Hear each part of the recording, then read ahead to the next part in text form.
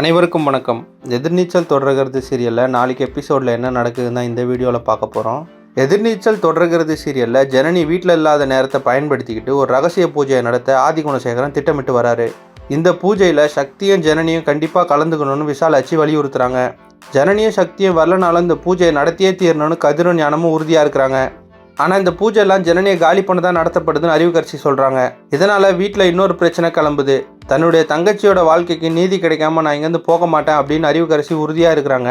மேலும் தர்ஷனுக்கு சட்டப்படி என் தங்கச்சி தான் பொண்டாட்டி அப்படின்னு சொல்கிறாங்க. அதனால் அதை கேட்டு கோபமான தர்ஷன் என்னோட பொண்டாட்டி பார்கவி தான் அப்படின்னு சொல்லி அறிவுக்கரசியோட வாக்குவாதத்தில் ஈடுபடுறாரு. சத்தம் கேட்டு ஓடி வந்த கதிரும் ஞானமும் அறிவுக்கரசியை திட்டி கீழே அனுப்புகிறாங்க. இதெல்லாம் பார்த்துருந்த ரேணுகா இதுவும் ஆதிகுணசேகரன் கிளப்புற பிரச்சனை தான் அப்படின்னு சொல்லி கவலையோட பேசுகிறாங்க. இன்னும் என்னென்ன பிரச்சனை வரப்போகுதுன்னு தெரியல அப்படின்னு சொல்லி புலம்புறாங்க. அதே நேரத்தில் கொடைக்கானலில் சக்தியும் ஜனனியும் ஜாலியாக நேரத்தை கழிச்சிட்டு வராங்க.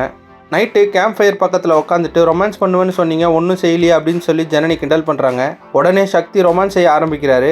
ஆனால் ஜனனியும் சக்தியும் ஒருத்தர் ரகசியமாக கவனிச்சிட்டு வராரு. அவர் யாருன்னா ஆலிவர் தேவசகாயம். அவர் என்ன செய்ய போகிறாரு, ஜனனிக்கும் சக்திக்கும் அடுத்து என்ன ஆபத்து காத்திருக்கு, மேலும் ஜனனியும் சக்தியும் பூஜைக்கு வந்து கலந்துக்குவாங்களா அப்படின்றத அடுத்தடுத்த எபிசோடில் பார்த்து தெரிஞ்சுக்கலாம். இந்த மாதிரி எதிர்நீச்சல் தொடர்கிறது சீரியல் அப்டேட்ஸ்க்கு நம்ம சேனலை சப்ஸ்கிரைப் பண்ணுங்கள், ஃப்ரெண்ட்ஸ் அண்ட் ஃபேமிலிக்கு ஷேர் பண்ணுங்கள். நன்றி.